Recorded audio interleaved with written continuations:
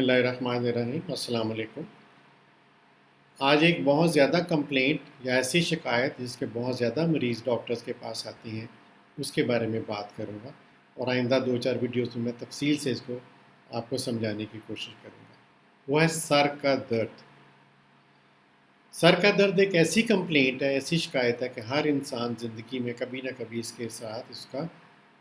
سامنا ہوتا ہے، وہ اس سے دوچار ہوتا ہے۔ تو یہ بنیادی طور پہ ایک تو میں آپ کو یہ بتاؤں گا کہ سر کا درد کس قسم کا ہوتا ہے،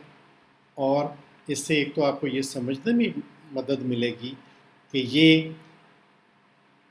کس ٹائپ کا ہے اور کب مجھے ڈاکٹر کو رجوع کرنا چاہیے، کہ اب یہ ایک دورے کی شکل اختیار کر گیا ہے، مسلسل رہنے لگا ہے، تو اب مجھے ڈاکٹر کے ساتھ ضرور رابطہ کرنا چاہیے۔ کیونکہ عموماً ہمارے ذہن میں مختلف قسم کے وہمات بھی آتے ہیں، توہمات آتے ہیں